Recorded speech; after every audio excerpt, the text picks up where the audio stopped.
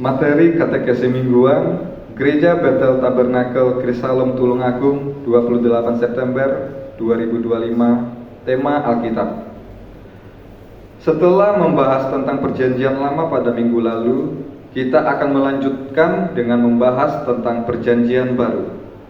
Waktu penulisan perjanjian baru hanya membutuhkan kurang dari 50 tahun sampai lengkap.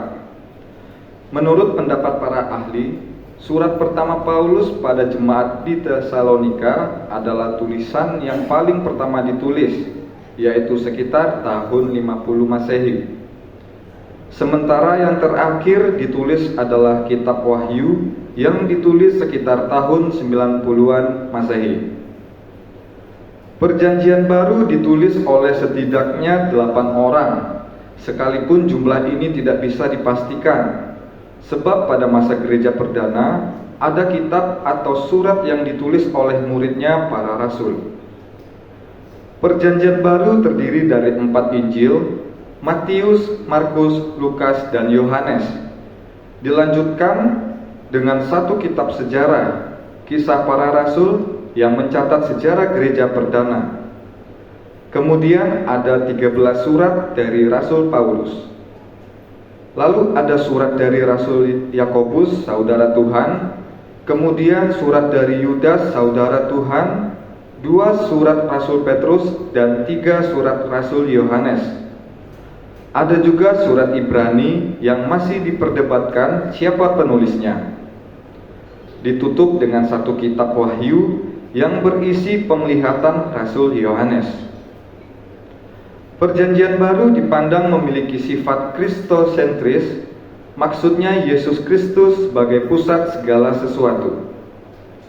Keempat Injil juga ditulis dengan gaya historis, seperti buku sejarah tapi dengan maksud iman, bukan hanya sekedar catatan peristiwa. Sementara surat-surat para rasul sifatnya pastoral, yaitu untuk membimbing jemaat. Ada juga surat-surat pribadi yang intinya juga untuk membimbing dan menjaga iman. Sementara kitab Wahyu mencatat tentang hal-hal yang akan datang, tetapi tentu saja tidak bisa ditafsirkan sembarangan. Daftar urutan perjanjian baru bukan berdasar waktu penulisan, tetapi diurutkan berdasarkan keputusan gereja. Keempat Injil ditaruh paling awal sebab memang itulah inti dari perjanjian baru. Kemudian Kisah Para Rasul setelahnya sebagai kelanjutan cerita dari Injil. Kemudian surat Rasul Paulus diurutkan setelahnya karena surat-surat Paulus paling umum digunakan oleh gereja abad-abad awal. Pengurutan surat Rasul Paulus juga diurutkan berdasarkan surat terpanjang sampai yang terpendek. Surat Ibrani dimasukkan urutan setelah surat Paulus karena gaya penulisannya mirip dengan gaya Rasul Paulus.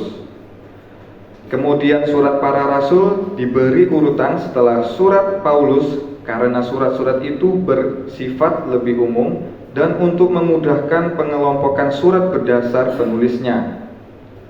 Kitab Wahyu paling akhir sebab memang membicarakan tentang akhir zaman. Perjanjian baru sudah lengkap dan tidak bisa ditambah atau dikurang.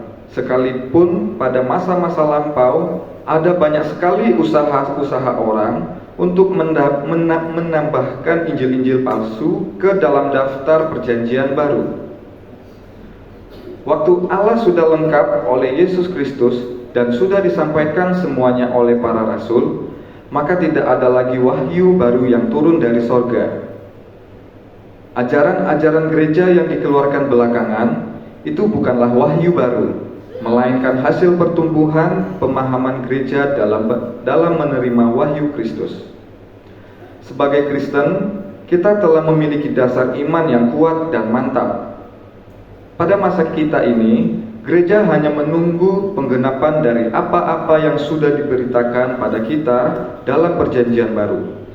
Segala kemuliaan kepada Bapa dan Putra dan Roh Kudus, seperti pada permulaan, sekarang, selalu, dan sepanjang segala abad. Amin.